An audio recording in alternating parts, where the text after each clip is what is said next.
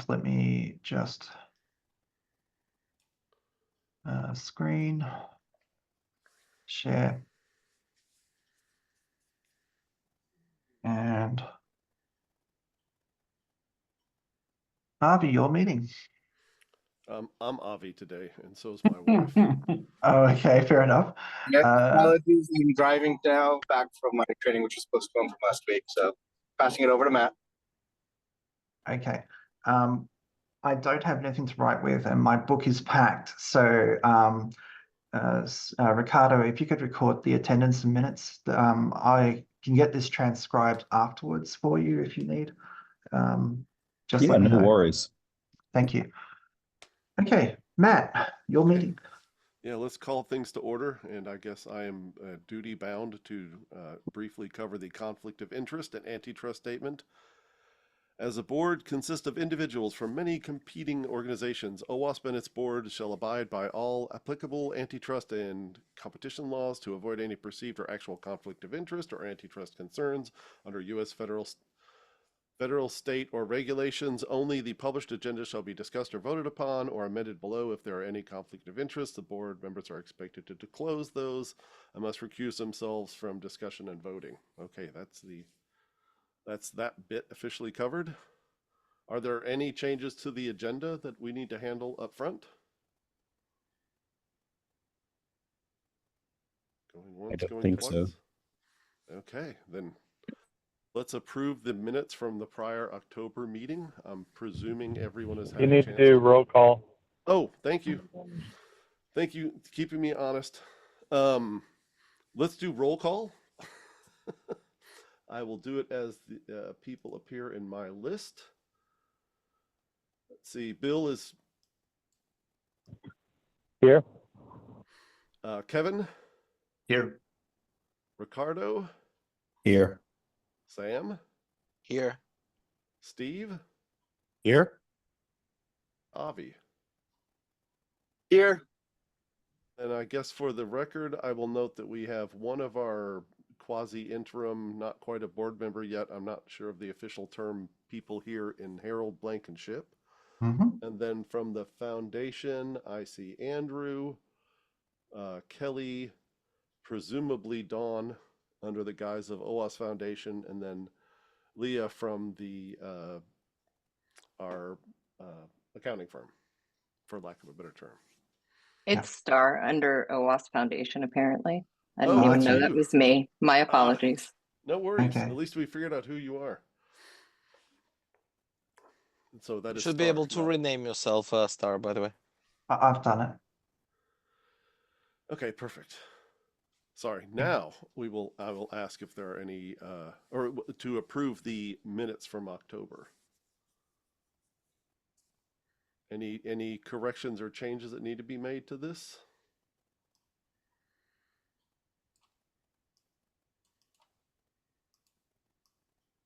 It would seem there aren't. Okay, I will also then go down my list as they appear here. Bill, Yes. Steve, Yes. Avi. Yes. Oh, people are moving in order. Wow, using the participant list is not a good thing. Kevin, Yes. Ricardo, Yes. and Sam. Yes. And I'm a yes as well, although I guess as a quasi chair, my vote is somewhat irrelevant in terms of the agenda or the approval of minutes because we have more than enough. Okay, do you want to cover, Andrew, the any of the foundation stuff, or should we just dive straight into new business? I'll just go through the stuff real quick. The executive director report, the Barcelona contract has been signed. The IRS 990 form has been submitted on time. The IRS has accepted it, and the audit reports. Well, we haven't heard anything negative really about the audit so far. There will be a management letter with some improvements that need to be done, but nothing serious. It should be a relatively clean audit from a financial perspective. We are, through a blog post that I put up on the website, we've managed to contact senior people within Microsoft. So we're actually escalating that. Christian is working with a pretty senior folks we're getting different type of attention than we got before. So hopefully we will soon be able to send mail.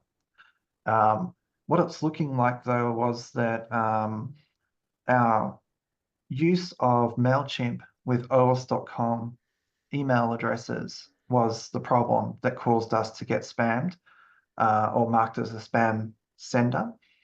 So I've asked Christian to look into making sure that MailChimp has correctly configured our domain so that it's not seen as a spammy domain. The EU entity, Avi, can you just recap what happened? I know from Signal that you didn't have much success, but if you could just let us know what happened. Yeah, basically nothing. It was a big nothing burger. I was not able to meet with the EU board. I was not able to get the apostilles done because I was at the wrong place at the wrong time, or the right place at the wrong place at the right time as well. But it was a completely different office. We had faulty information, I think, from the accountants, or unspecific at least. So yeah, I basically managed to get absolutely nothing of it done.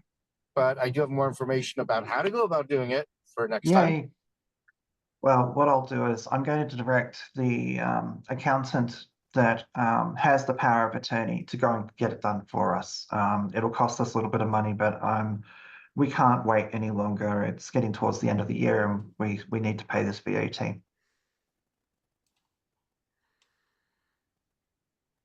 That sounds good. Yeah. Anything else, Harvey? Unfortunately, no. Okay.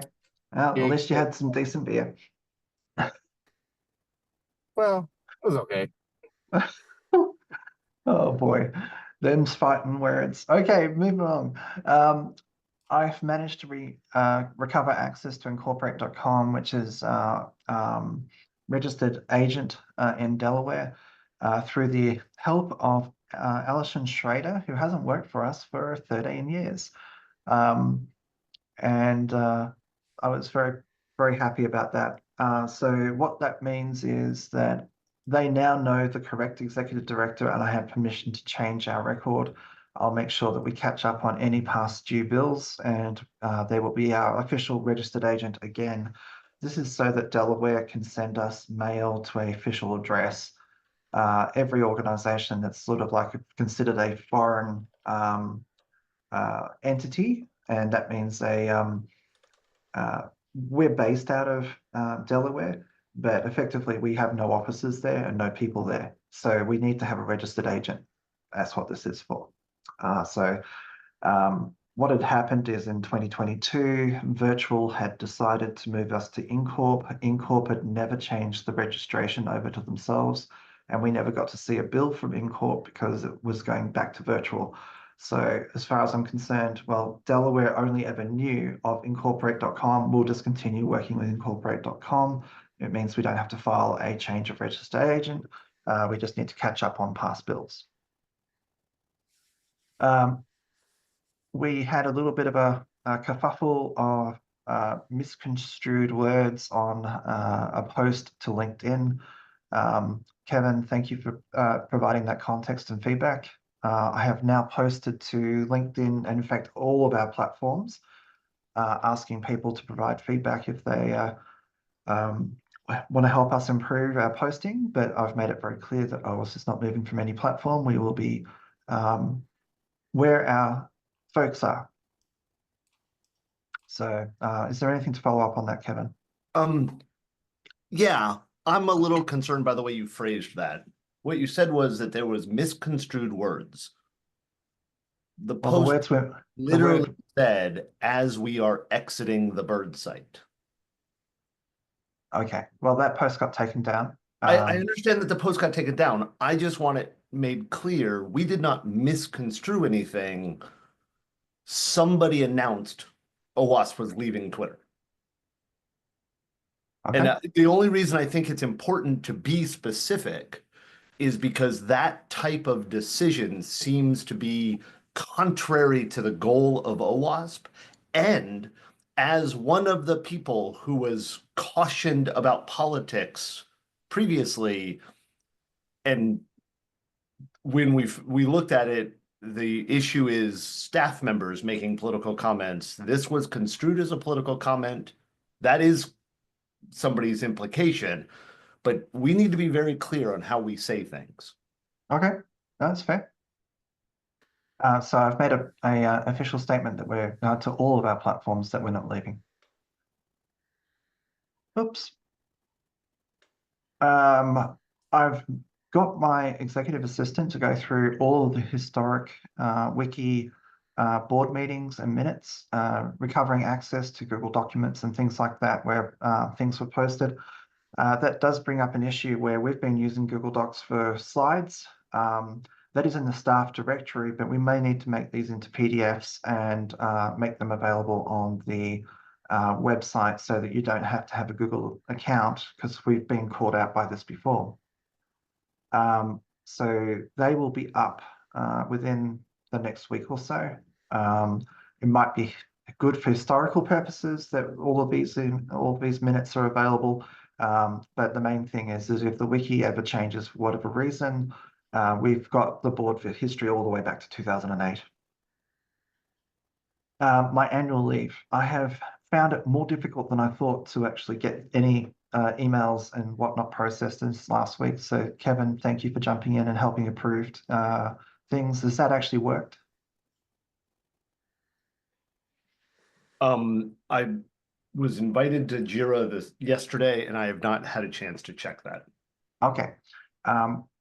If there's any issues with that, I'm down to the last few assignments, like getting our cable modems back to Xfinity and things like that. So if you need me to escalate or fix it, just let me know via Signal and I'll get on it. I leave on Thursday. I will be incommunicado for 2 days.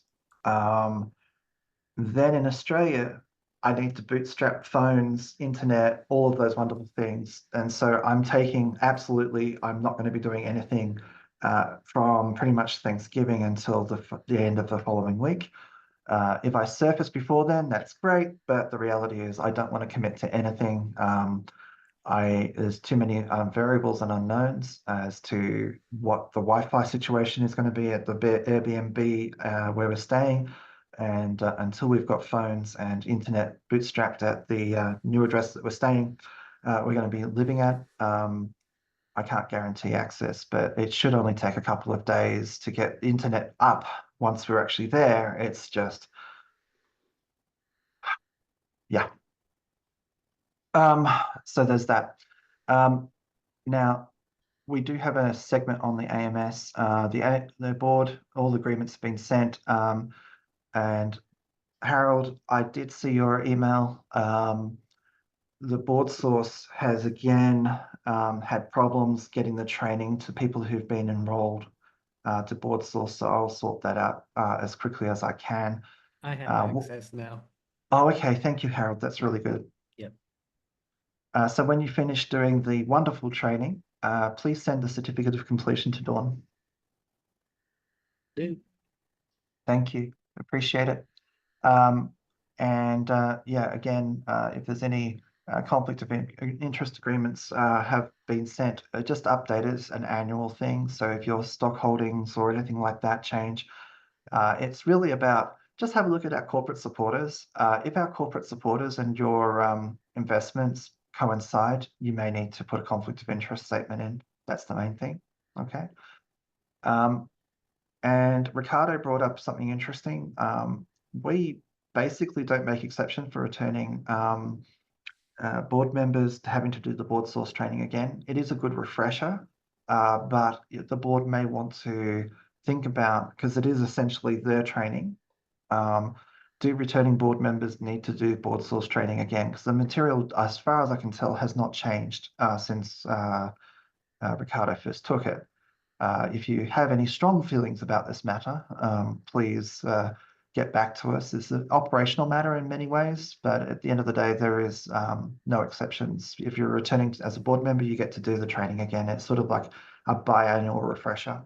So I know it's 45 minutes of your life you're probably not going to get back, but it is actually quite valuable if you don't know the information. Kelly has some information, and she has joined. She's supposed to be off today. Kelly, do you just want to run through the slide real quick in the next slide? Yeah, sure. So as you guys may remember, back in San Francisco at the closed board meeting, when I popped in, I shared some information that we were working on an executive advisory report. I'm happy to report that all of the interviews have been concluded. We've compiled a list of all of our findings. I am working with Ricardo to get some time on the next December's board prep call, just to go through the slides and what each company has shared with us, with their what they would like to see us provide non-security provider companies to join OWASP. So that hopefully, like I said, will be on the next board prep call. We just didn't want to take any more of the board's time to get everybody together just to go through the slides or to waste time here on the board call. So I feel like if we can just do it separate, and then maybe we could bring it to the board meeting in December, that would be great. Yeah. So Kelly, I mean, you can provide we don't really discuss business. It's not an official meeting in the board prep call. So I'll work with Ricardo and yourself to work out the best way forward, because maybe if it's something that needs to be in a private session, we can do an executive session in December's board meeting. But if you can provide the materials to the board for the board prep call, and I'm happy for you to be there. It's just, Yeah, just work we'll with be Karen. there. Yeah, no worries. Fantastic. And then the next one is just that corporate supporters, we had a budgeted goal of 425, and as of right now, that percentage is even higher with the couple of payments and invoices that were just sent since I created this slide. But yeah, our corporate supporters were projected to exceed the 425 budgeted goal. Okay. So that's looking promising. Mm-hmm. Yeah. We're just a bit crunched for time. Is there any other things that you would like to bring to the board's attention? No, I think the rest is just pretty much like San Francisco. I think the rest they've already seen. Okay. Yeah. So I updated the individual membership data today using the information that we would have always used.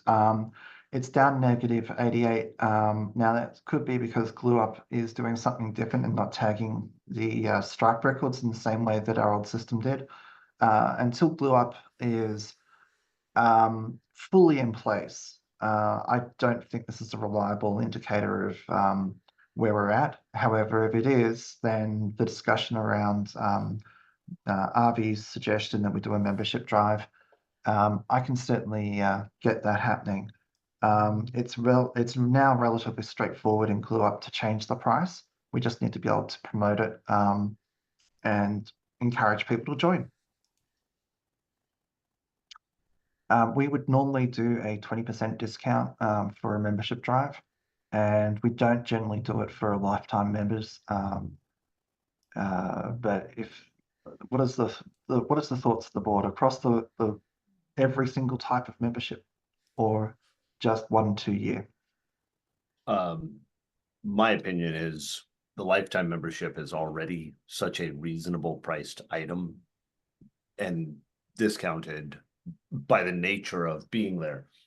I would not offer a discount. I would like somebody to test on the new system, and I don't know who could. On the previous system, when you signed up as a lifetime member, it gave you the option to check a box to auto renew, which did cause me to tweet out that OWASP was Buddhist. Like to make sure that we've figured out what that does. Okay, that makes sense. We've got the AMS update coming up in the main business, and so what I'll do is I'll probably reserve that for then.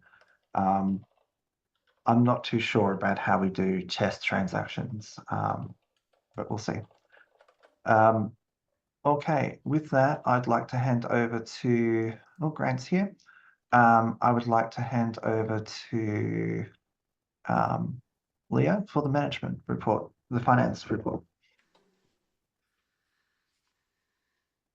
Good morning, everyone. Yeah, Or you're okay. afternoon for me. I am out of town, so it's 12:30 for me. Okay. But I am going to share my screen, so give me 1 second.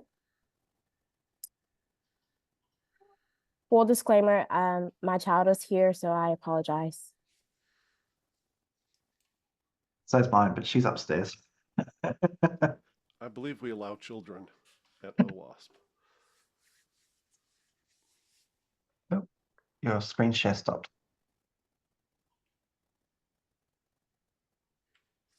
And by the way, hi, Chris.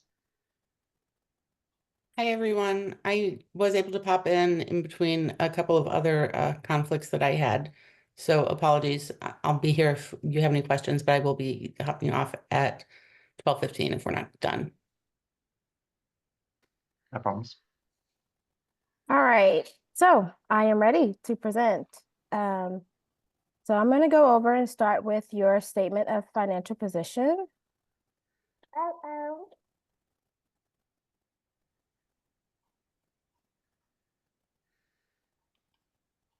So it looks like cash increased by $211,000. And that's mainly due to the transfer of funds from Eventbrite that cashed out. Do we really have $500,000 in PayPal? Yes, as of right now, nothing has cashed out yet, Okay. been transferred over. I will discuss with Bill getting that transferred into our main account because PayPal has limited protections and it's not like a bank. So I'm a bit concerned about that. For a while, I've seen that item for a few board meetings now. Yeah. Okay. Isn't that Okay. just the fact that PayPal takes a period of time to pay out based on when the event happens? That's more That starts a timer? Eventbrite. Eventbrite is the timed events. PayPal just kind of sits there until you guys go in and manually cash out. Got it. Yeah. Yeah. I'll work with Bill and Kevin on getting you an approval to move that money to our checking account. And yeah, I'm just a little bit concerned about that figure. We don't pay out using PayPal very often, so the vast majority of that can come. As one of the people named, I'm not sure why you would need our approval to move it from PayPal, a third party, to our own checking accounts. I may be missing something. That's The why signatory policy only allows me to move around certain amounts of money from account to account without discussing it with you first. Right, but I thought that was bank accounts. PayPal is not a bank. This would be similar to, in my opinion, this would be similar to a bill.com or an Ariba thing. If they were holding the money, we needed to move it into our account. We would just do that, wouldn't we? Okay. Again, I'm okay with it. It doesn't make sense to need our approval. Okay, no problems. Leah, I'll instruct you via email. Okay. Okay. That is not something that we do. You guys will have to log into we can't move your funds. Yeah. So I would definitely set up a monthly process for that. Or I believe in PayPal, you can set it up to happen automatically on a monthly basis, regardless of the balance. Yeah. Okay, I'll log in and get it done. So apologies. I thought that there was a reason why you were holding those funds. They're similar to Eventbrite. So no. Apologies that we had that out previously. Sorry, I recently ran into a site that's kind of like if this then that, but for bank accounts, and you can set up a rule that when it hits a certain budget, then to make a transfer. I don't know if that's interesting or not, but I found it interesting. Okay. Yeah, absolutely. I mean, there's no upside to holding the funds in PayPal for any reason. I think we should clear that out on a monthly basis. Yeah, agreed. Okay. Moving on to AP. Of course, AP is up due to receiving and recognizing the San Francisco expenses that occurred in October. And again, they're still coming in. So it did go up by $290,000 for month over month. And just wanted to point out that your total net assets looks like it went down by $124,000 due to recognizing, again, the San Francisco expenses. We are going to move on to your statement of activities. Your revenue for the month. Total revenue increased by 300, well, total revenue as of October is $320,000, and total expenses for the month are $740,000. And we did show a net loss of $420,000. And again, this is due to recognizing the San Francisco expenses in the month of October. Did anyone have any questions in regards to the statement of activities? I did want to point out, we did finally see some training revenue come in from San Francisco. In October, I was a little concerned last month that we hadn't seen the training revenue come in and that it might have been miscoded. But for one reason or another, between the reporting, it just came in the month of October. So good news there. Wait a minute. What is that uncategorized income? There is actually a report on that. That's income that hasn't been categorized into a particular bucket. It generally is donations, but it could be a lot of different things. And so every month, Charity CFO provides us an uncategorized income and uncategorized expenses spreadsheet, and Dawn and a few others and myself go through it and provide the information needed to categorize, but it wasn't done in time for this report to be prepared. Okay, thanks, Andrew. Yeah, that's an ongoing issue that we work with Dawn on a regular basis. And we're trying to be very diligent about tracking events to locations and stuff like that. So we're just following up on that information before we record it. Okay. So just wanted to point out again that our net assets show $420,000 loss as of right now. Going on to the budget. That's for the month of October. And that's just Yes. because we had expenses that we recognized in October, and the revenue was recognized obviously mostly in September for the San Francisco conference. Mm-hmm. Yeah. I mean, it's the fundamental basis of accrual-based accounting. It's not like a wallet. Yes. So it looks like we are $1.1 million in revenue exceeding for the year based on the budget. So we are in a strong revenue standpoint at this moment. Sorry, I'm so nervous, guys. This is Leah's first live board meeting. I think she's doing wonderful. Yes. Leah, you're doing awesome. Don't worry. We are not judgmental people except for that Steve guy. Yeah, who is that guy? We've heard about him. You're doing great, though. And I can mute him if I need to because I'm a co-host. So don't. Yeah. Thank you, guys. Worst case that will happen if it comes to it, we're just gonna have to cook your turkey and eat. Oh my gosh, don't. So moving on to community outreach, it looks like we are slightly over budget in community outreach for the year. And conference expenses are right on task where we thought that they would be per the budget. That's a pretty amazing number there, honestly, you guys. I don't know how it's going to change next month when we get the final numbers in. But shout out to, I want to say Kelly or Lauren, whoever budgeted for those conference expenses, because that's pretty astounding that in the month of October, with the two large conferences, we're within $100 of the budgeted expense amount.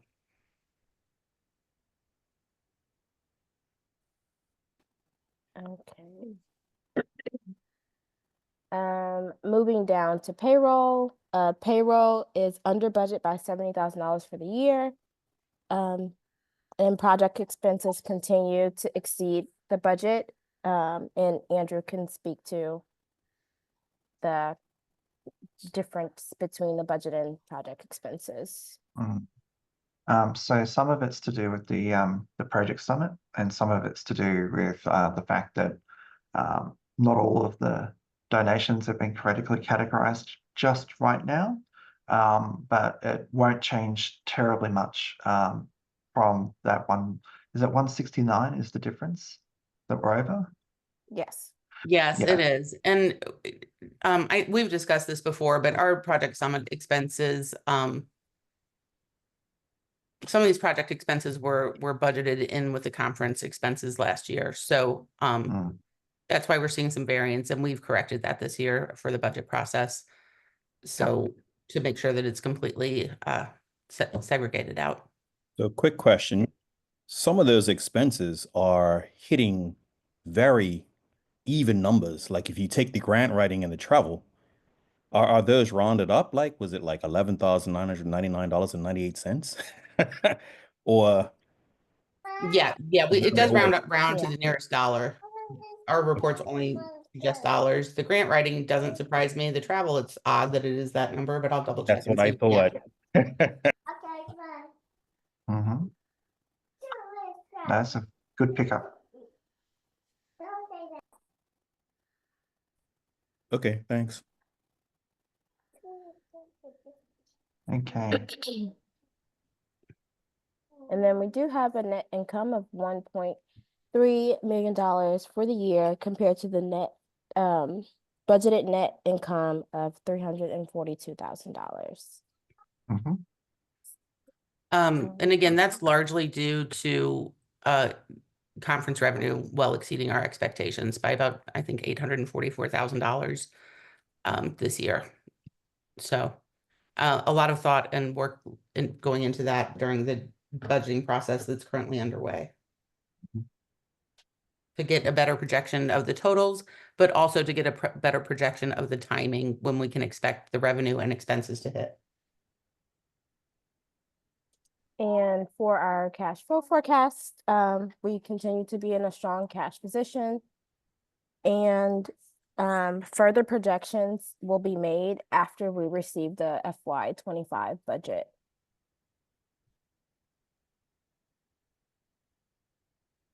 Yeah, as soon as we get the budget completed, you can see, I think we're averaging over 200 days cash on hand at any given time. Well, as soon as we get the budget completed, we'll be able to project out, obviously, for another 12 months from a cash flow standpoint. And we'll also meet with Andrew to look at the high points and low points of the year and plan probably moving additional funds into investment into CDs. Once we have a better look at when our expenditures are going to hit during the month or during what month. Yeah, I haven't finished moving money into the money market account at Citizens. So what I'll do is I need to check whether or not the account actually is listed. It wasn't the last time I logged in. I'm sort of reluctant to move money into the account until I can see it. And it seems like a good use of the PayPal money to put all of that there, just simply because, yeah, it may as well earn some interest. Yeah, I think we were able to record a lot of data that'll be useful next year from a cash flow standpoint regarding the timing of when we're receiving funds and the timing of when we're expending them, so that hopefully we can keep, make your money work for you a little bit longer and not keep quite so much in actual cash on hand. And just so you know, I did drill into that travel total because it struck me as weird as well. It just so happens that the total at the end of October was $12,000.39. So that's accurate and not a rounding error. Wow. Thank you.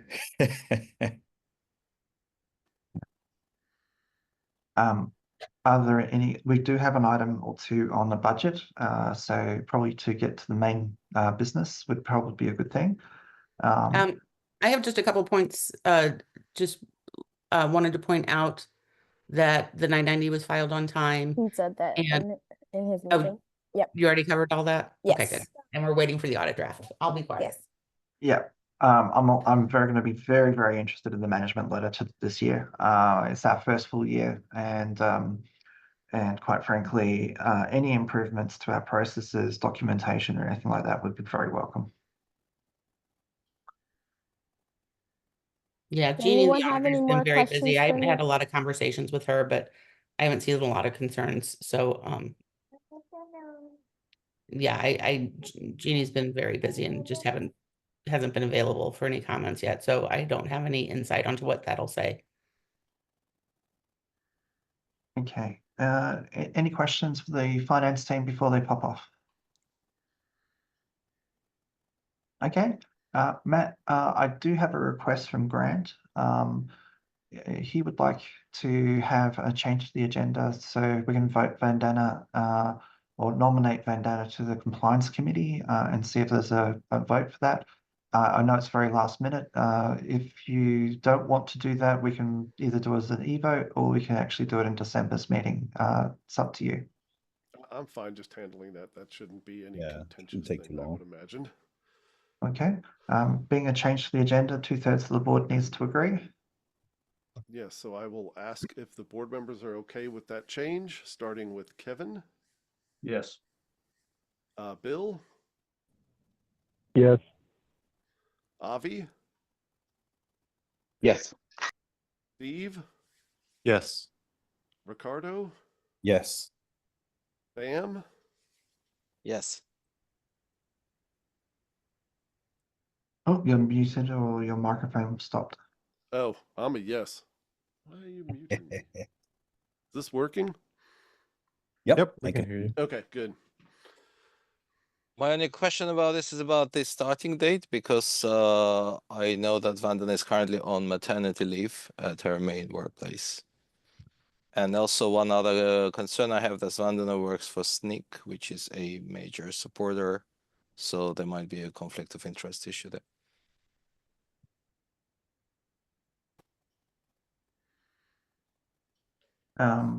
I would assume that as long as she discloses the SNCC employment, there is no conflict of interest. Yeah, that is actually Right. required for pretty much everybody. I'm going to put into chat a resolution and taking into account Sam's feedback there. I've put it to the 1st of January 2025. Is that roughly what you meant, Sam? I think so, yes. I am happy to sponsor or second that if somebody's already sponsored it. Although I would suggest some of us know Vandana very well. I'm wondering if everybody on the board here is actually familiar enough with her or would like to interview her first. I'm familiar enough. Yeah, I know her I'm work. familiar enough. Same. I know Vandana for many years. Wonderful. So any, go Grant, ahead. did you want to have any words?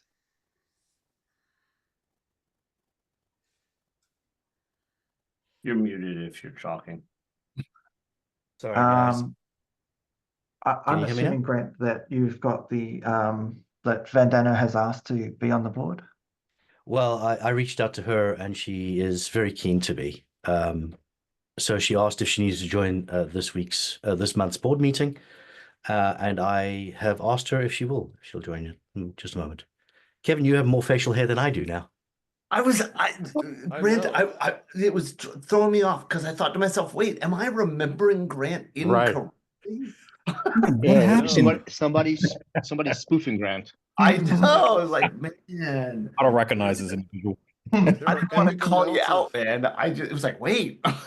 This was clean shaven at the beginning of the month for Movember. Okay, that makes sense. That makes sense. Okay. Epic amount of whiskers removed from face. Shall we come back to the vote and discussion once Vandana has joined? Sure. Sure. Okay, so Matt, I'm going to reshare my screen, or did you want to share your screen? Do you mind sharing? I've got a bunch of junk open. It'd be nice to not have to dance around that. I am having to leave. Zoom has twice decided that my mic input should go to 0 for no apparent reason. So I'm leaving that window open now. Okay, So, first item. Yeah, first item, the AppSec NZ discussion and Global AppSec APAC. don't remember who brought this up, to be totally honest with you. This was brought up a number of times. I think there's I think we can cut short the discussion if there's a simple answer. Are we all correct that AppSec New Zealand was not considered a global AppSec and that was just a typo on the slide? So we've, I don't know where it got brought up, but at the end of the day, basically, we've been working as if it is a global, but we're more than happy to make it an AppSec days. We just need to make sure that we're well aware of that because there is a greater responsibility on the organizers of AppSec days to get it done. If there's any support that he needs, then I'm more than happy to provide that because there's obviously some confusion at the moment. But if the reality is that we're tasked to do 3 global conferences a year, and that was our plan to make New Zealand the 3rd, because we didn't know if Singapore was going to go ahead again. But it does turn out that it looks like Singapore will go ahead, but as an AppSec day. Well, I guess then there was confusion because when we were in Portugal, the understanding I had from a number of people was that there were only 2 global events. So if there's 3 and New Zealand's it, cool. There was a board vote taken a while ago to make 3 events, one in Asia Pacific. The reality though is the vast majority of the Asia Pacific region doesn't really consider New Zealand as part of Asia. So this is one of those things where maybe it makes more sense to, now that we know that Singapore is going ahead, to just make that the global. But it's realistically 6 of one, half a dozen of the other. Where Avi. Regarding making Singapore the global, that has not worked well for us in the past. And having a global AppSec with 10 people buying tickets, I think we're better off voting to have only 2 this year until we can have a viable global AppSec, in my opinion. I'm a little concerned about brand damage too, because if the expectation is if you went to Singapore and saw a reasonably sized event, but certainly not as big, well, 10 is not big. An event of 10 people or whatever it was versus what you would get in EU or US, that's just a very disparate or different situation. And I'm with Avi on this one. If we can't get an event of sufficient size that feels like it's covering APAC, then maybe a rethink of how we handle that APAC region is in order. I would like to. I was going to say, just really quickly, we kind of did this for LATAM, where we had an AppSec LATAM for a while, and then we realized like we weren't getting a lot of intra Latin America travel, and so we did the what would they call it, the LATAM tour, where we just had a bunch of small events, and that ended up being, I think, like in total had more people attend than one single event. We might want to think about we've talked as a board previously on more partnering with existing conferences. So we might want to rethink our strategy on that, on having like exclusive global events, because I am working with, I was in Singapore. I keynoted that security conference. There was close to 3,000 attendees, high production value. And there is an opportunity. Now, I'm not going to, go on record saying that this is going to happen, but I do know the people putting together the content for that conference, which happens every other year. It's a fantastic conference, and it attracts all the companies in Singapore and around the region. And it's primarily a developer conference. And I'm going to be proposing to them, and again, this is going to be part of my write-up that I give you, Andrew, later at the end of this week, is that we basically provide everything they need to have a security track. And so as a board, we might want to think about, is it beneficial for our mission, going back to the mission, on having exclusive global conferences, or be an active participant in existing conferences that developers already attend? So, I mean, in terms of our mission, doing like organizing a track where the developers already are is probably the best. But in terms of fundraising, we would still be reliant upon EU and the US events. As long as everyone's aware of that, then that's fine. I mean, at the end of the day, we are here to spread the word. Do we need more money? It would be nice, but the reality is we're doing strongly this year, and maybe we could test the waters, if it were. And I Sorry, don't Steve, I believe the missed which APAC. conference this was? This was the it was called the STACK conference, STACK, and it is put on by the Singaporean government. There's an agency called TechGov that basically is the they do all the technology for the government there. So they get all the agencies to be efficient and all connected and everything else. And they sponsor this event. I believe it is the only and largest government sponsored tech conference. And it was essentially like a small RSA. I mean, really, really high production value. Really impressed by the execution on it. And it'd be good to be part of that. For what it's worth, I completely agree with you, Steve, but I also agree with Andrew. It's a completely parallel track to the global AppSecs. But this just proves that a good conference can work in Singapore. I mean, Black Hat Asia happens in Singapore every year as well. Yeah. Yeah, but that I think it's separate. And if we are not able to do it, then not. Sam. Yeah, I believe we did have successful global AppSec APAC pre-pandemic. So the numbers post-pandemic, I think, indicates something wrong within the the whole post-pandemic organization. I think the main question here is of the status of which conference is actually going to have the global badge, because OWASP Global AppSec conferences have a special meaning, and also for us, the board, there's a meaning, because if we're going to have a global AppSec in Asia Pacific, an official one, we as a board, we need to be there, and we need to schedule a board meeting there. And then do we go to Singapore or do we go to New Zealand? So to resolve that, Sam, I think a motion to override the previous board's 3 event global requirement will be necessary in 2025. That way we can just do what we need to do based around what the resolution is here. It sounds like there isn't much taste for a third AppSec for next year. So I think the simplest possible way to resolve this issue is to do a motion that says there's only 2 2025 events. But what is stopping us from running a successful global AppSec in Asia Pacific? Absolutely huge region, and as Steve just said, potential to bring thousands of people, provided it's marketed properly. I think honestly, we need to choose a place and invest in it over a period of time. Black Hat Singapore did not become Black Hat Singapore overnight. It needed time to grow. We honestly, one of the things that I've constantly been an advocate for is the same event, same location, same time of every year. People then can budget for it and make it happen.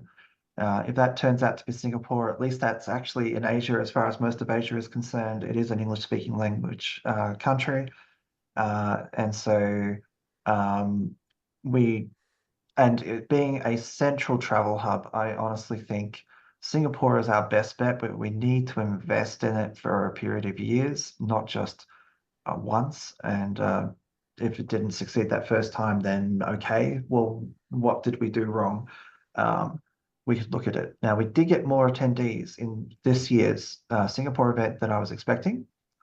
It was very slow going at the beginning, but it's one of those things. If we don't do it every single year, we're going to lose the momentum.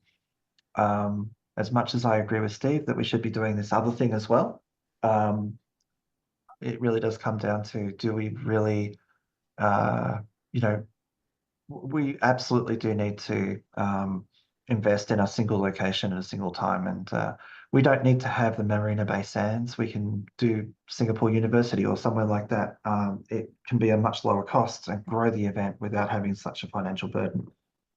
What we might want to consider, I agree with everything you said, Andrew. What we might want to consider, because we're going to be talking about OKRs in a little bit, what we might want to consider is rolling back that 3 requirement and instead putting some OKRs in place, and then measuring that over the next year or 2. And if we find that we are on track to be successful, then and only then can we actually make that a board level thing. Yep. Matt, Vandana has raised a hand. Would you like to recognize? Yes. Yeah, hi everyone, Andrew. So when we talk about Global Asia Pacific event, did we have this discussion? Sorry, I missed the beginning part.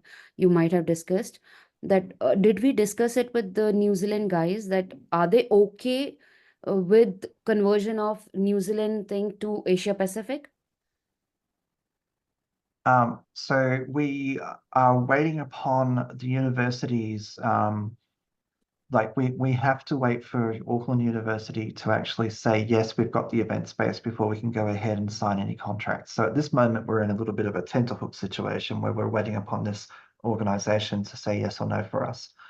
I believe we've got time, and we have been going backwards and forwards with John on whether or not this is a global. But if it is finally not going to be global, then we need to be very clear and upfront with him, because I think he has an expectation that it is going to be a global, and therefore the staff are helping much more than in previous years. But he had 850 people there last year. I have absolutely every confidence in John being able to pull off an excellent AppSec Days, and if there's anything that we can do to help him pull off another excellent AppSec Days, I'm more than happy to help, even if we don't call it a global. Right. No, why I'm saying the reason being is that Singapore is a very different geography. Singapore, India is a very different geography. So there are many events already happens in Singapore, whether it's Black Hat, whether it's B-sides, whether it's any other event. And the population that will come is very small amount of population that we have, because we have other locations as well, which is huge, like Australia.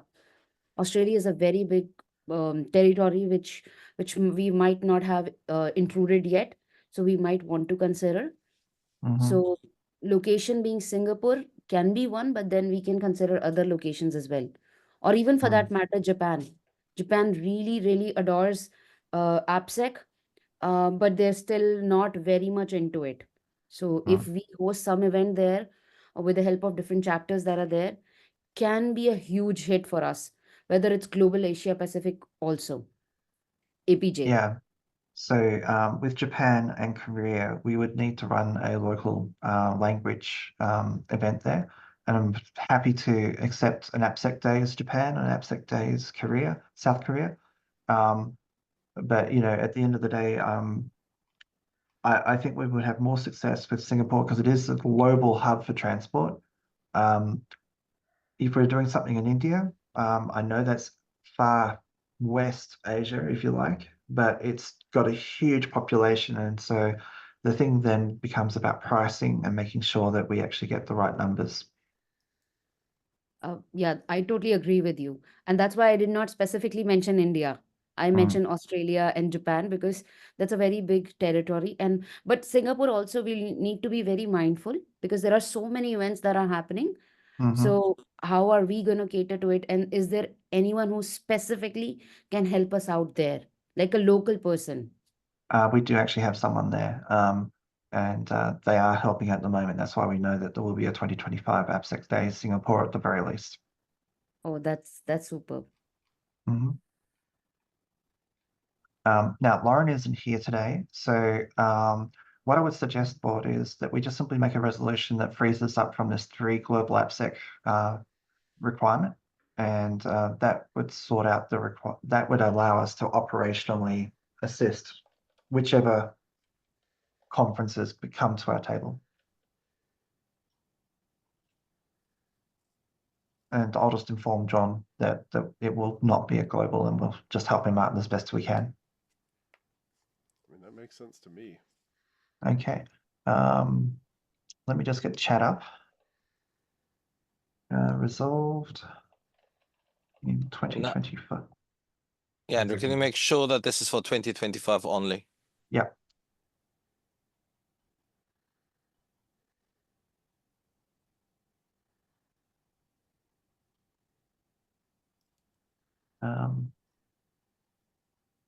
And I believe we also need to provide justification.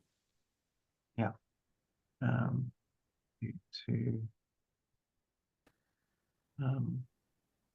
What reason would you like to provide?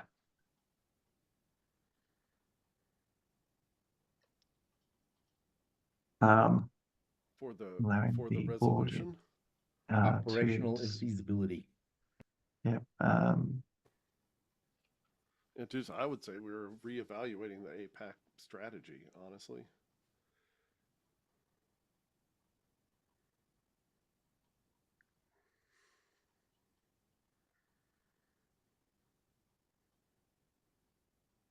What about that? Resolved in 2025, there will only be 2 global AppSec conferences, allowing the 2025 board and we don't need in 2025. Delete the in 2025 to reevaluate the Asia Pacific conference strategy. That works for me. Yep. Okay. Matt, would you like to find a sponsor in a second? Yeah, do we have a sponsor? I'll second it. Wait, who is that? I'll sponsor as Matt, and Okay. Avi will be the second. Avi will second. That would have Thank been you. funnier if Matt sponsored it as Avi and Avi seconded it as Matt. Grant is the only one here impersonating anybody. Answer? That's valid. All right. I'm ready. All right. Any need for further discussion, or shall we move directly on to voting? Vote. Kevin? Yes. Bill? No. Avi? Yes. Steve? Yes. Ricardo? Yes. Sam? Yes. Matt is a yes. Okay, that passes. Thank you. I will inform John, and we will work from there. Perfect. Let's jump back to the injected item of Yes. Bandana. Do we need to restart discussion, I suppose? Are there questions now that we have Bandana in the room? I actually have a question for Grant about this. Are we talking about Vandana replacing somebody or being a third compliance officer? I think at this stage being a third, I don't have an intention to roll off just yet. And I believe that my second is still quite keen to continue. I wouldn't have accepted your resignation as chair. So my question is, does Grant count as 1 or 2 people based on which look he has? I think currently I count as half a person because I'm missing the other half of me. Yeah. The real question is, are we willing to appoint a beardless Grant to the compliance team? He's not beardless. He's already appointed. Generally, the compliance team is appointed until they decide to roll off, or the board decides to do something about it. That's something the 2025 board might want to look at because it is a little bit, there is no definition in our policies as to how the compliance team is composed and term limits, if any, and also what do they do in terms of like it was brought up that Vandana works for a particular company about conflict resolution and stuff like that. And I think honestly, there might need to be a policy for the compliance team that's separate because it was originally part of the committee's policy, but they're not a committee. So that's something for the 25 board to consider. Do you think that's a good idea? There is a policy that references this already. The whole whistleblower and conflict resolution policy references the compliance officers. officers, if I'm not mistaken, not team. Yeah, Yeah, Ricardo, but is it that Secretary, doesn't. can you verify that? Yeah, Can I you think confirm that's that? right, and I'll verify it. Mhm.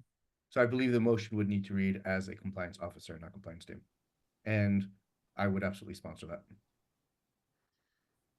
I'll second, just to keep Kevin happy. I'm editing it now. And Vandana, are you happy to take your position up as of the 1st of January 2025? I'd be more than happy to do that.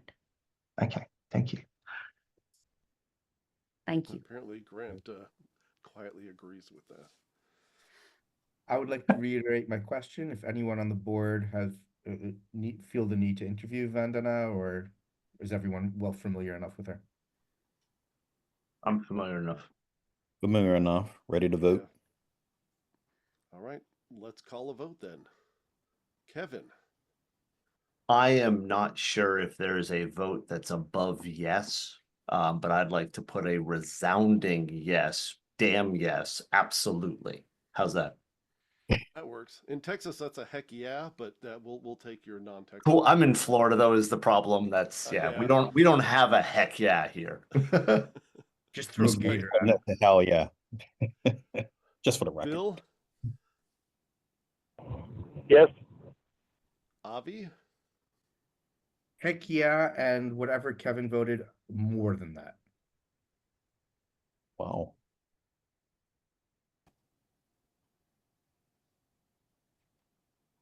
Steve is very quiet on this issue. Oh, did you say my name? I didn't hear my name. 10,000% yes. Okay. Ricardo. Yes, definitely. Sam. Yes. And for academic purposes, I want a heck yeah or the equivalent strong yes. Welcome, Vandana, to the compliance team. Thank you so much. Thank you so much. Means a lot. And No thank you for worries. trusting. No worries. I look forward to working with you, and hopefully there aren't too many complaints. Yeah.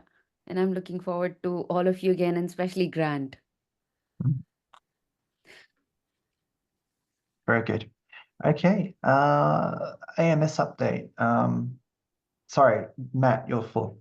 Yeah, that's fine. AMS update is the next agenda item. So Star, I presume, is presenting this. Yeah, I don't think Burgess. Yeah, sorry, go Go ahead. ahead. I don't No, think there's any slides. Okay. I did basically the slide from last month was just repeated to say that the items for October, November have been completed. We're working through membership, kind of just hiccups with the integration, and just each situation is a little different. But once we kind of understand what's going on, if there are underlying issues, obviously reporting them back out, but it's been reasonably smooth. It's not perfect, but it's been reasonably smooth. So we are working on the last section from my slide, which is, where is it? I'm not sure.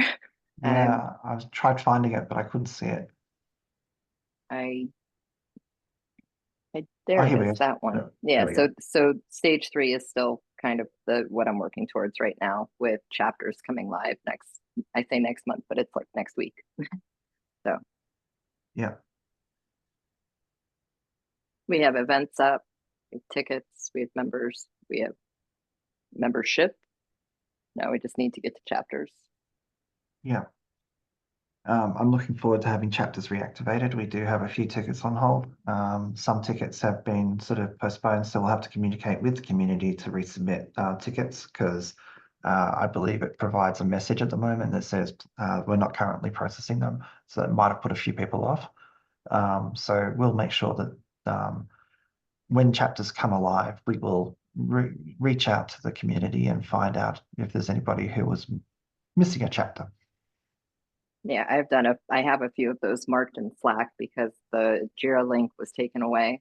So people now realize my relationship to the AMS, and now they're coming to me, which is fine. But I have them marked for follow-up, so hopefully we won't lose them. Yeah. So I will go through and work Christian on improving the customer experience of the Jira ticketing system. There are too many ways of input, like tickets coming in at the moment that are not clear. And so we'll try to make it as easy as possible. So hopefully we'll also improve the way that self-help is working. Christian was working on a chat GPT bot. I don't know where that's up to at the moment, but at the end of the day, we do need to improve the entire ticketing situation now that things have changed with GlueUp. Sam? Yeah, just quickly for Chat GPT bot, I believe OpenCRE project already have a chat bot based on Google, so they did offer help with that. So I suggest reach out to Rob van der Veer. Okay. And Spiros. They were very keen to help us out with the chatbot. I do have some questions on the GlueUp AMS as well. So question number one is a funny one because I've discovered that GlueUp actually stores credit card numbers, which potentially makes us liable for PCI DSS. And it's going into the glueup.com domain. So owasglueup.com, there is a wallet button which takes credit cards which are stored in individual accounts. That should be going to the payment processor. It shouldn't be stored in our system. But we can I reach believe out they to. store a token to communicate it back to the user. So like, I think it looks like a wallet that GlueUp holds, but it is referentially tied back to Stripe. So the core, like there's a payment ID. I can explain it in more detail, but I need pictures and I can't convey those here. Star, it would be good to have the documentation because it might For cause sure. some questions because obviously if we're OWASP and using system which appears to be storing credit card numbers. It's So literally the identical payment processor to how we had been handling them in the past. So I can share that with you and then maybe we can come up with a way to share it in a appropriate way to the community. Great, because obviously the difference with Stripe is because everyone knows and recognizes Stripe as a payment processor, and previously we would be redirecting people from OWASP to Stripe to take the credit card number and then come back to OWASP. In this case, people stay on glueup.com. Right, with the back end going out to Stripe. Still, yes, exactly the same. Yeah. So Star, we actually do our PCI DSS SAQ with Intuit. Okay. I will reach out to you once I'm back from leave and let's get this updated because obviously if there is a PCI has a thing about being processing, storage, and also whether or not it's involved. And honestly, we're big enough that we may not be able to stay in the self-assessment questionnaire if they end up storing or processing the actual credit card in some way. So we might. I think we should take this offline because I think it's a deeper conversation, but Star, I just want to ask a question because I heard what you said, but I'm not sure I followed it correctly. What Sam said was the previous version would redirect from OWASP over to Stripe and then come back to OWASP. What I heard just now was that the new version accepts credit card and the back end processes it through Stripe. And I think I heard your response being, yes, that's exactly the same. And those two sentences are very, very different. And they would change responsibility for PCI DSS if I understood them correctly. For sure. And I do understand completely what you're saying. And I think the best answer would be to handle this through an offline conversation with better documentation for the community. Perfect. Yeah. Okay. Are there any other questions around? Yeah, sorry, just one more aspect about that, touching on what Sam was saying about people trust this site or that site. Right now, the AMS is owasp.glueup.com, if I'm not mistaken, which basically, if I don't know GlueUp, I have no reason to trust it because it's just some random third-party site throwing up in a subdomain. Is there any way we can reverse that? like glueup.owasp.com, or better yet, members.owasp.com. I think. I will. It's a Go trust ahead, thing. Andrew. From talking with Christian, it doesn't look like there is, but the mobile app does look like it's an OWASP branded everything. So the reality is the mobile app is going to be fine, but the web app is probably going to remain that way. We have paid for a custom domain as part of our package. So if there was an option to do it, I believe that we would have that option, but I don't think they're doing it. So Andrew, what about the option to have a CNAME? So if we create something like ams.owasp.org, which is just a CNAME pointing to the glue up. Really sounds like part of the in-depth conversation that we should probably take out of the board meeting. Agreed. Just throwing that aspect on. It's domain isn't based on logos and branding. It's the domain. Trust. Sorry, isn't.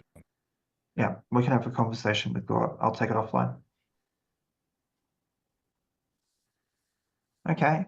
It is 11:14. Just time check. Let's talk about the website and. Steve, you wanted to talk about this. Indeed. Yeah, indeed. The prior board had discussed it, had a quote. We discussed it in, I believe, in New York, maybe a few other times as well. And I believe it's still one of these outstanding issues because the scope of our website is so daunting. There's hundreds, possibly thousands of pages. I don't know the number, it doesn't really matter. What I want is what I'm proposing is something small, something that we can budget for next year, and something that I believe would continue to serve the needs of the community. What I'm proposing is a condensed public-facing website, OWASP.org, that essentially only has tightly controlled material that has been pre-vetted and tailored to achieve our mission. Part of that mission is financial.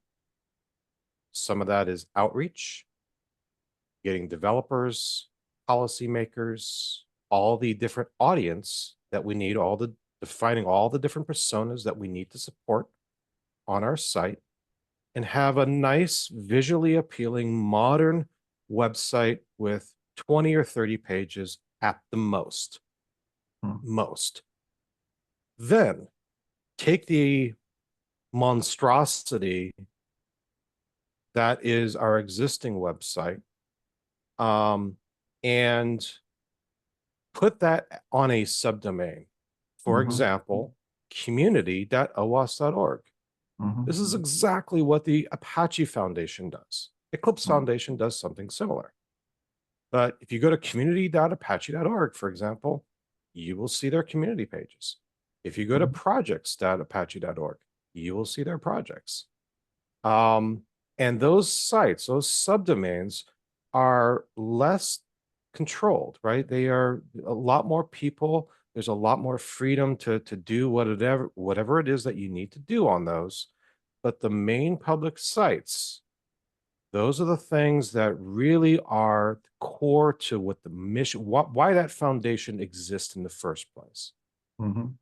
If we constrain it to 20, maybe 30 pages max, we can get and again, you're going to have very tight control over what it says and who has access to change it. So it's not like you need to have 5,000 people that have access to this, right? You might have 5. That's going to allow us to have a small budget, spend that money on proper UX, proper design, so that we are reaching the audience that we want to reach with the message we want to reach them with. And then again, have a community site that's existing website, and then over time, and this is kind of the daunting task, over time, You can restructure that thing, get away from GitHub pages and all that crap that exists today, because it's an utter disaster. But you can take your time, have a multi-year process to kind of fix all that stuff. But for next year, I would like a small budget item to have that nice, polished, public-facing website, so that when we do go to companies and we do ask for $250,000 or whatever it is that we want them to contribute or donate, that we at least have some sense of polish. Because right now, if I go to the website, I see a calendar. I have no idea why I should care about OWASP or why it's a mess. And if I did care about OWASP, I still have no way of actually getting to where I need to go or pay the money that I want to do. Right. So we actually have had several bites at this cherry, and one of the favorite ones that I had was actually the one that Mark Curfew did. It was just overscoped and the price was a little bit out there. Steve, do you see this as go back to one of our preferred suppliers and ask them to rescope it, or do you think this is go out to the community, go out to the web development community and ask for proposals? I think you could possibly have the a couple of the things that the proposals that you've already have de-scoped, reduce the scope of them. You could also theoretically do a lot of this internally. I have a UX researcher in Cyclone DX. She's amazing. Now her time is very valuable and she contributes her time, but she's done, I don't know, 100 different user interviews. She's done the personas. She knows what messaging that we need to have in place and all that sort of thing. I mean, theoretically, we could get donations. We have a graphic artist who's also worked on the updated Cyclone DX website that we're working on. So theoretically, you could do it internally, but it's going to take a lot longer to do it that way, and your quality may not necessarily be as good as if you just had something delivered to you. What I'd like to do is separate out the two items. One is budget, just do a quick resolution on how much budget the board is prepared to donate to this. And two is I'd like a working group of the 2025 board to be formed and to give oversight of the process, because it sounds like you've got, although it's operational, it sounds like strategically, 2 or 3 board members plus a sizable chunk of cash gets this done. That's the thing we've missed before, is we've never really set aside money, and we've never really had a driving force that says this is going to get done. So I can be that driving force. I can't give you the money though. Well, we are in a strong financial position to invest in the website. I would suggest maybe setting aside 100K and letting the board of 2025 allocate more if they wish at the strategic board meeting early in the year. If we turn out that the initial investigations turns up that we need more money. I think that's a sensible approach, Andrew, and I put my hand up already for being on that working group. I think this should have moved forward in 2024, and I'm really excited to have it done in 2025. So it will be done. Okay, so I don't know that we need a vote on volunteers for that. It sounds like Steve and Ricardo, you're very interested in being part of this group. And myself, and Andrew, because Okay. I even got it documented in the previous board meetings. Okay. So what we do need is a budget resolution. So I'm just going to put it in here. Resolved, the board. I'm sorry, Andrew, I'm not sure that we do need a resolution, because this is just going to go into the 2025 budget that we haven't approved yet anyway, right? Okay. So would you like 100K? That's a good question. I don't know what the prior quotes were. I can't remember. I'm going to pause. What that should cost. I think we need to get proposals and then approve them. Okay, I'm going to just pause the recording so I can let you know. Last time,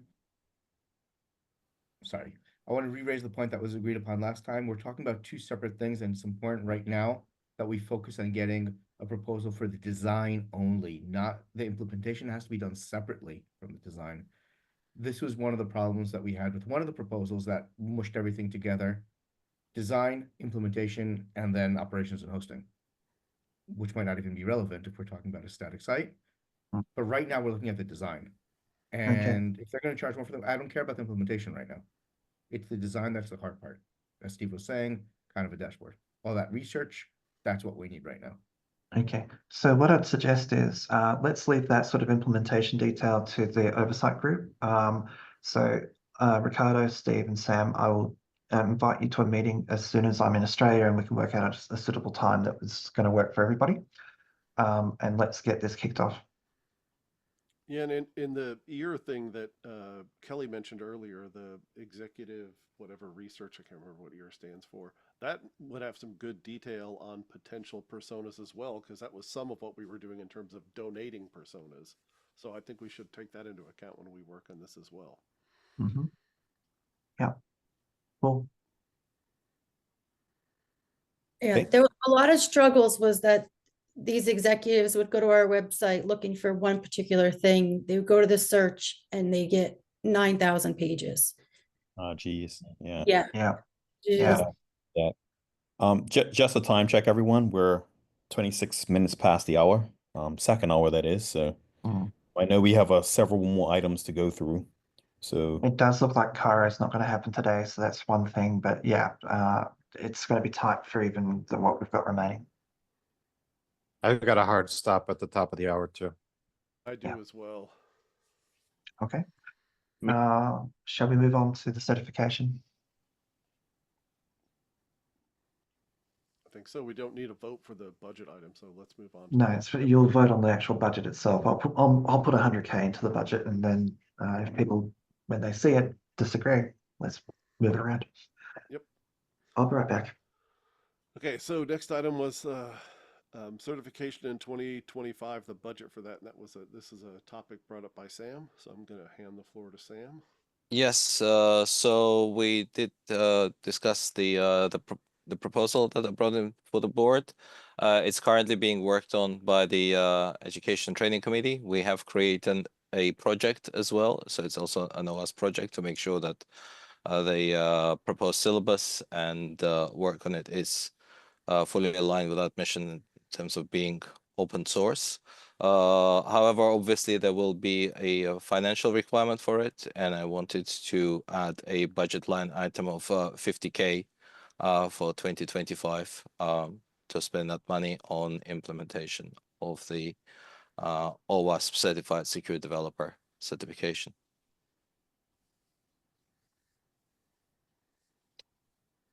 Sam, what is that 50K going to?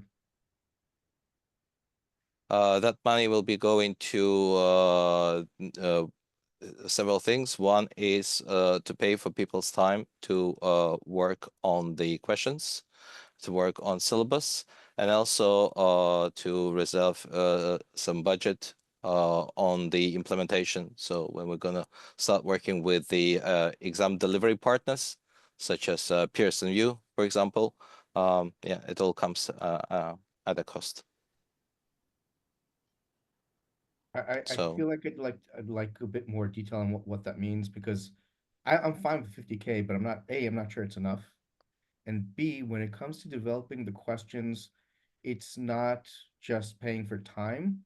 We need people who are experts in this. Kevin, I think you call this psychometrics. That's right. Yep. Yep. This is, I mean, in New York, I said it then, I'll say it again.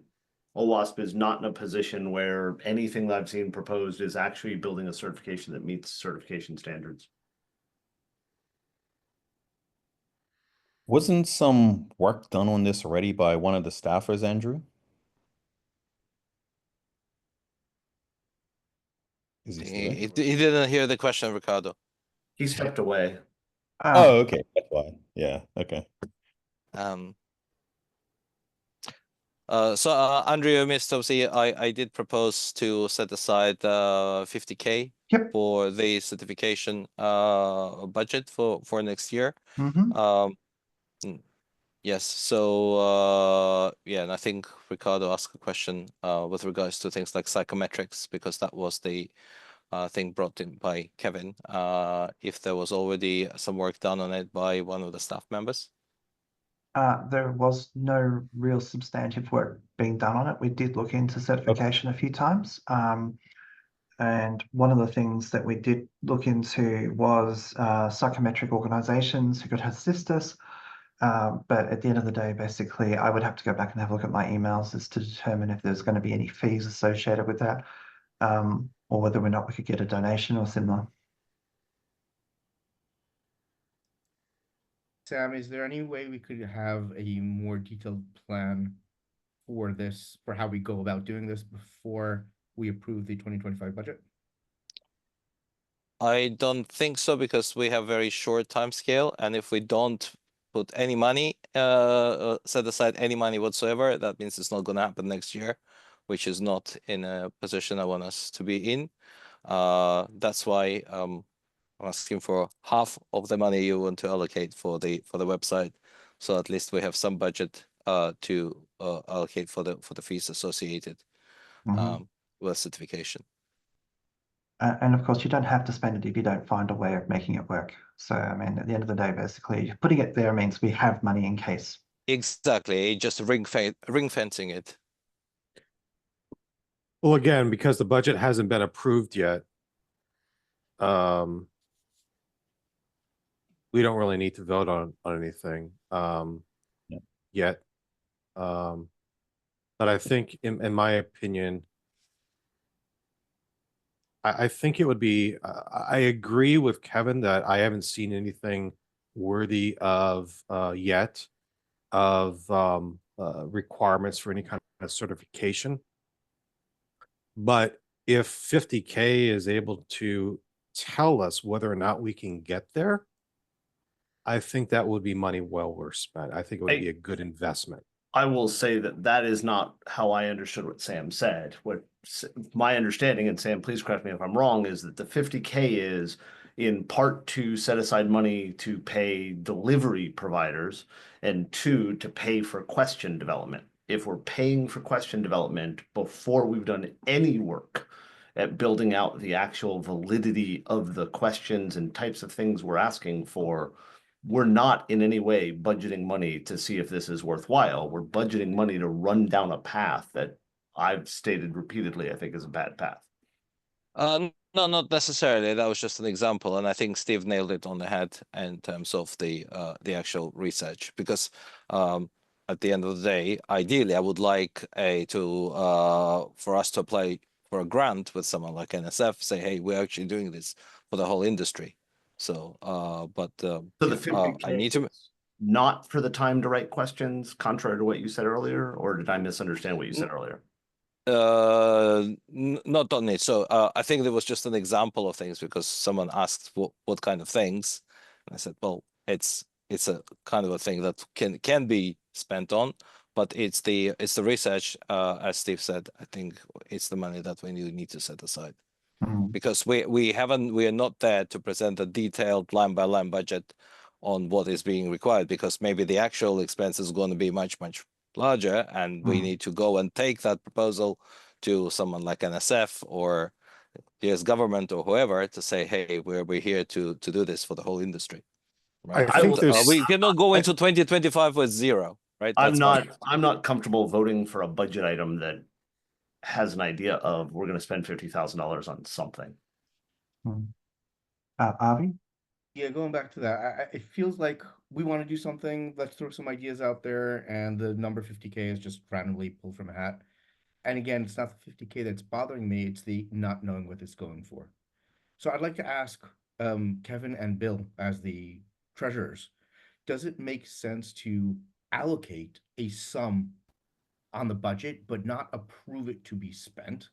And I would be more comfortable spending a much lower sum, I don't know if it's 5, 10, 15, something like that, to do the feasibility research on this, because it feels like that's what we really want right now. And that's what Steve was saying.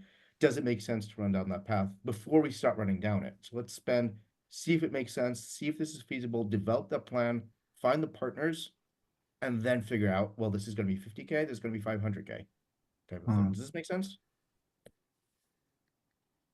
So is that a question to Bill and Kevin? The first part to Bill and Kevin about the two-part budgetary question, and to everybody about this approach of I will figuring it out first, if it makes sense. Because I'm pedantic, I do want to point out that I am not a treasurer for OWASP. It has been proposed that I will be approved as the treasurer at the beginning of the year. I'm being pedantic because, right? I personally, I would rather see an idea of what we are before we allocate money. I'm not sure of the right way to do that. I believe it is, as we talked about multiple times this year, trivially easy for the board to evaluate a budget adjustment after we've seen something like that. So I don't know what the right answer is, but I would lean toward not allocating the money. And then when we get a list of what we're looking at spending, then we allocate. But again, I'm going to leave it up. Kevin, let me ask you how different it is from the website design that you haven't seen what that website is going to be, but you're more than happy to spend 100K on that.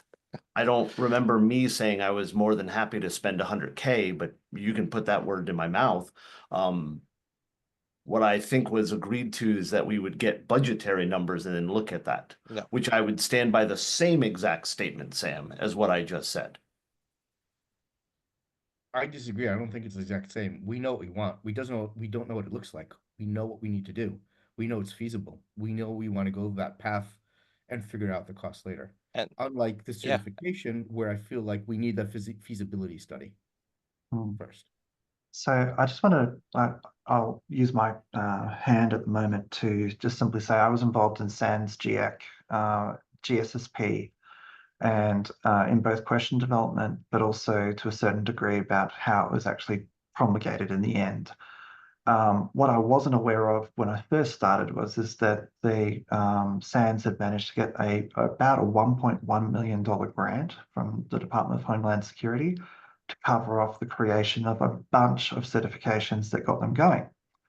So the reality is that it's not just the initial development costs, it's the ongoing maintenance costs, which needs to be borne by the actual certification program. And if you're getting a certification from SANS GEC, you know you're going to be spending a certain amount of money. It's going to be some cost. They brought in View Prometric to do the actual psychometrics. That was not cheap. I don't think anybody who does those sorts of things is cheap. But what I would definitely suggest is 50K ain't going to cover it, but it would be, I think we could do this with, again, a small working group of interested board members, come up with a proposal. I can put some money aside into the education budget that would cover off Sam's request that without allocating it to certification, and then it can be reallocated by the 2025 board once we've done some homework. Would that satisfy you, Sam, if I put an additional 50K into the education budget and don't really earmark it for anything, and so allowing the 2025 board to come back to it? I'm happy. Yes, that's right. The board is happy. Okay, so it sounds like there needs to be, again, Sam, I know I've volunteered you for a lot of stuff tonight, but it sounds like you're very interested in this topic. Is there any other board members who would like to be involved in this discussion? One or two more would probably be ideal. I would like to be involved in that. I think there's a huge opportunity for OWASP, especially as it relates to the CRA and a lot of the ongoing legislation that's going to, be required as of 2027 and later. But I do believe a certain amount of money needs to be spent up front for feasibility studies, because we only really have one chance to get this right. Yeah, agreed. Okay, I'll allocate some additional money towards the education budget and not earmark it for any particular program.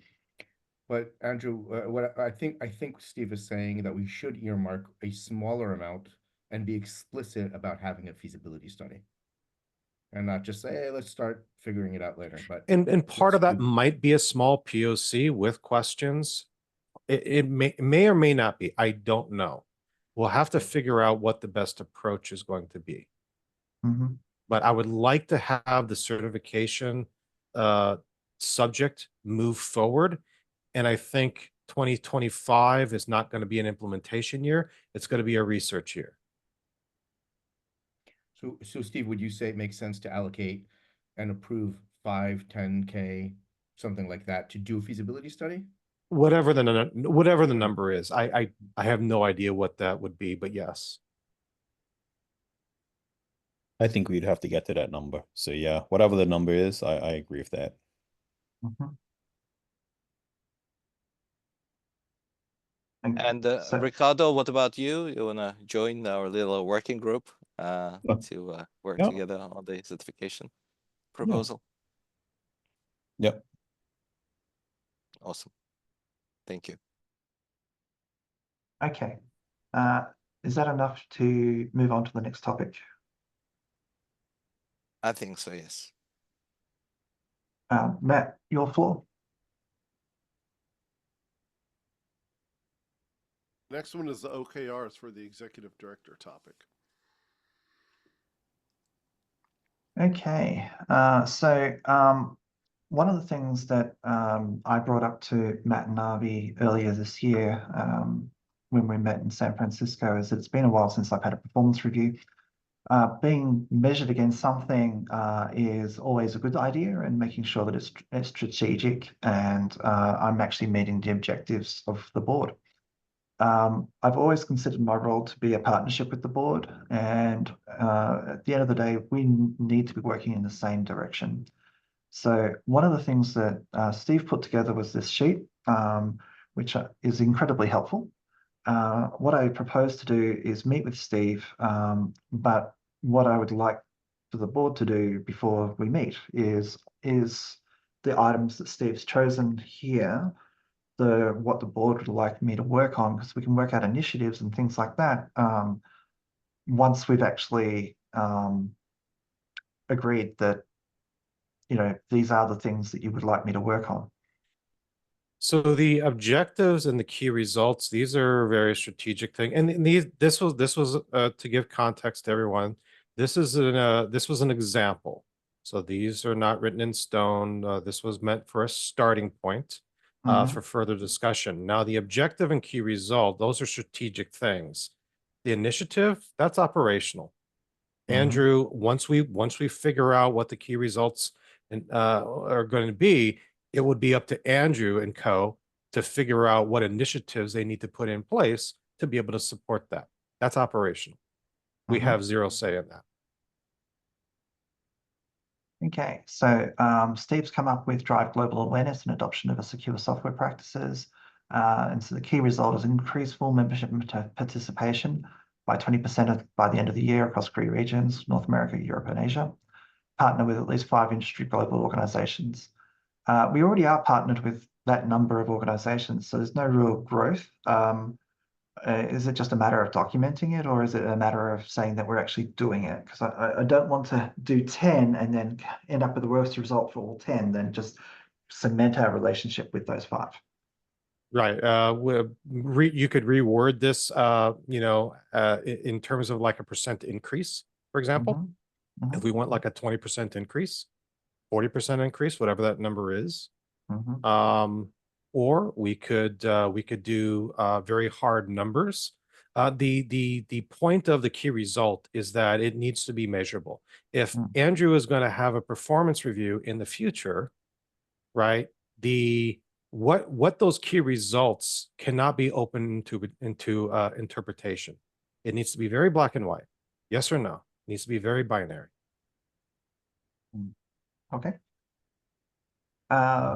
So this is one that I'm actually a really huge fan of. Cultivate a sustainable and engaged OWASP community. Quarterly roundtables with community leaders to identify needs, share insights, and ensure alignment with OWASP vision. Increase volunteer engagement by 25%. It's going to be difficult for us to measure that volunteer engagement. We don't have any good ways of gathering that information at the moment. One of the best ways that we had was through GitHub, but GitHub works at a project level and not as an enterprise level. So gathering that information might be really tricky. Implement a recognition program for top contributors, spotlighting 20+ outstanding members of groups annually. We already do have a distinguished lifetime membership for the real, like, OWASP champions. Are we looking at something to replace the WASP awards here, or is it something along the lines of? No, this is in addition. This is a recognition that younger generations like to be rewarded, like to be recognized a lot more than my generation did, for example. So this could be generation. I don't know what you're talking about.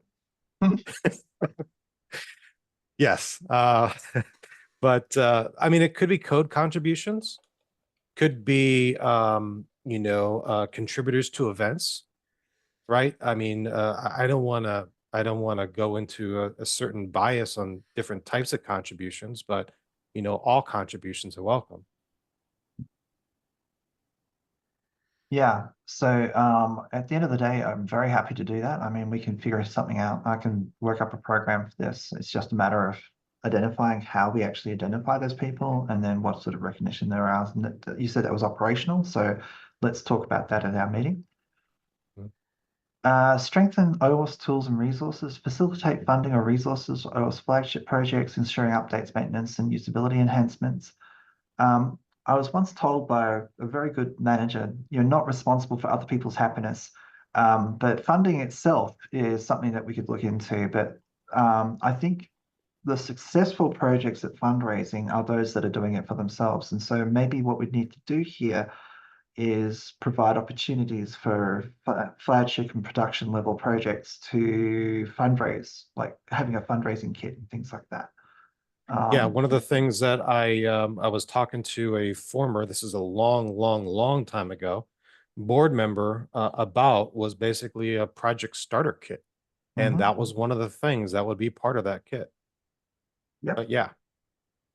That said, that doesn't change the fact that we actually want to be spending on the projects. Correct. Yeah, you need to, Well, this would be a cost. Yeah, we are spending on projects, but I mean, at the end of the day, basically, it needs to be sustainable. It's not just a matter of saying that the OWASP Foundation itself needs to fundraise to have its own operations. We need to fundraise everywhere. And one of the things that I'm a little bit concerned about is, robbing Peter to pay Paul. That sort of takes away from the education and outreach and other activities that we should be trying to do. We should be fundraising for all the things. And projects themselves often have opportunities that we're not aware of. The CRS project had some valuable feedback at the project summit. And Sam, you and I have talked about that. And I think honestly, that should feed into some of this OKR. I agree with that.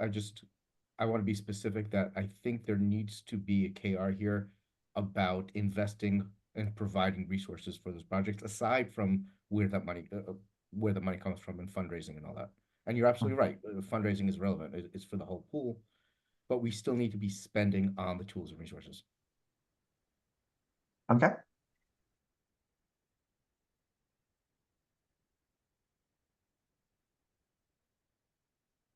Okay, I'm just putting this as a note for myself. It's not the final program. Are you going to share that sheet out, or?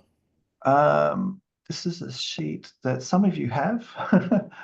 So let me get the link and I'll send it through the internal global board. Appreciate that. And just another time check, it is at my time it's 2:49, so it's 49 minutes. It's only like 11 minutes to go through the remainder of the items, except for Cairo. Yeah, foster a collaborative community culture. We've already got this key result in another place, so it's like we'll probably come back and think about another key result for this particular area.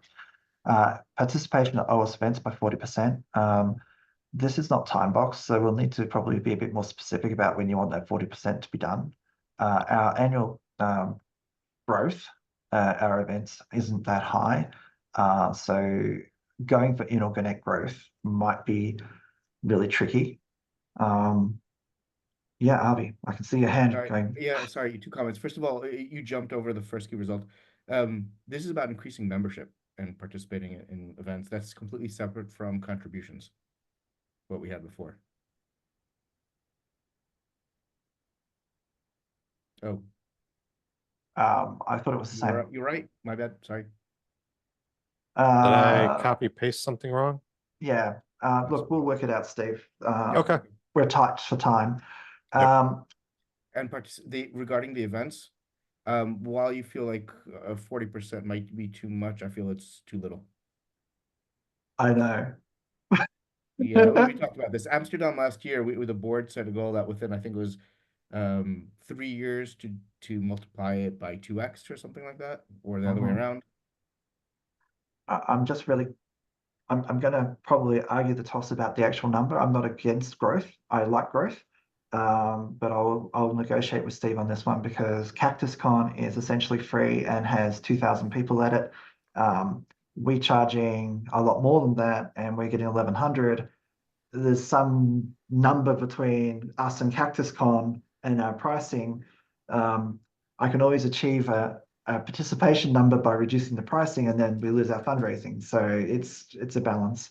Yeah, this is a whole other conversation. My point is it shouldn't be incremental, and we've talked about fundraising is from sponsors based on number. Whatever, whole other conversation there. So this, I think one of the things this is not a global event thing. Right. This is OWASP events, including chapters. We have a new system to manage this for us. Mm-hmm. Okay. Which all those are free. Yeah. Okay, that's good to know. I mean, at the end of the day, I will work with Star on making sure that we can track the participation rate through Glue Up. Okay, improve event audience reach while maximizing cost efficiency. Okay, I'm looking at this. I don't disagree with any of this. I think at the end of the day, basically,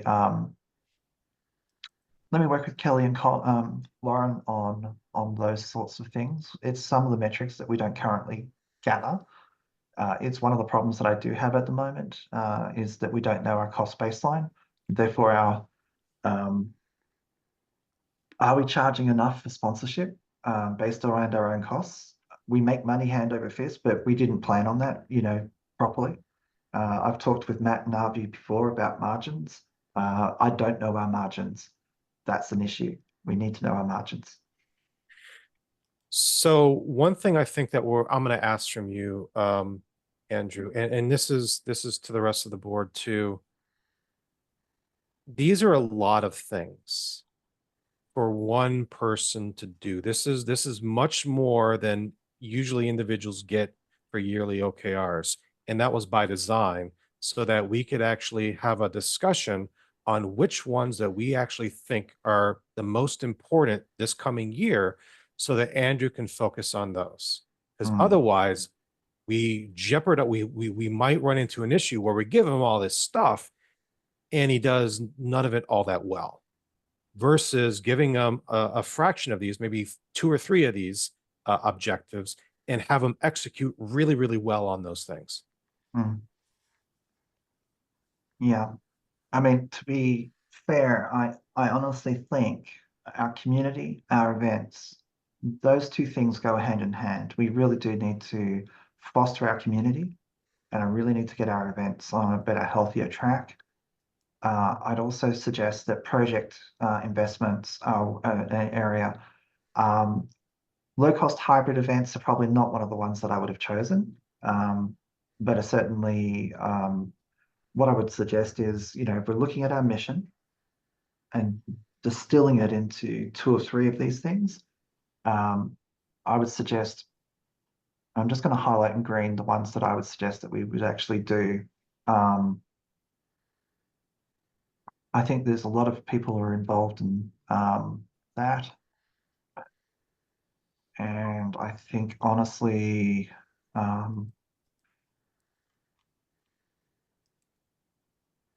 one of the community ones, whether or not we mix and match some of these key results into one community overriding, overarching community one. That's something Steve and I can work on and bring back to the board. I really do think our community, investing in that, invests in our other things, our projects, our events. If we don't have a community, why are people participating in our projects? If we don't have a community, why are they coming to our events? I think honestly, we need a community one. It's one of the reasons I got involved in OWASP in the first place, is because I was working by myself in Australia, in the back of nowhere, and all of a sudden, you know, I was involved in this global community, and it's been tremendous for everybody involved, including myself. So I would probably say, Steve, let's mix and match some of these community ones into a single community goal. Okay. And then come back to the board and maybe finalize the actual OKRs in the December board meeting. I'm just realizing we've got 4 minutes and we've got one more item. Did we want to talk about additional roles in 2025, or did we want to basically, I mean, I had no plans. I've got one additional hire, which is in the process of happening right now. Did we want to just finish up the conversation that we're having about OKRs and table this for December? I'm happy either. Yeah. Matt, you're muted.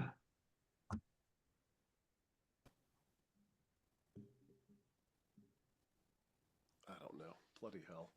There you go. I can hear you now. freaking Zoom just like zero inputs my mic for no reason. I don't think there's as much urgency on the hire as there are the OKRs. I'd rather have the OKRs in place and then talk hire first of the year, honestly. I don't think you're going to hire over Christmas. No. So that could wait. Okay. So what I'll do is I'll work with Steve. Is there anything in the OKR sheet that you think is missing that we should have considered? Or is it basically, are you okay with those 3 highlighted sections: community, tools and resources, i.e. projects, and events? There's one other important thing that we actually talked about verbally, and I have no idea how to actually phrase this, and that comes to staff management. Staff management, okay. Internal culture. Yep. Okay. Good one. We could, I'll just put it, Steve, I'm just going to put it in here, staff culture, as a key result. We'll figure out a way of sticking it into the community, because the staff are part of our community. They participate and they should be participating in our community. So yeah, we'll work it out. Okay. Okay, with 2 minutes to go, Matt, would you like to close the meeting? I would like to close the meeting. Can I have a second? Yes. Steve Fine. seconds? I'm giving that to Steve, Avi. You're muted, sorry. Therefore, it is moved and seconded that we adjourn. All in favor, say aye. Aye. Aye. Have it. All right. As is noted here, want to be verbal about that. The next board meeting is not on its regular date, but a week early on the 17th, I believe. Yes. That's Right. correct.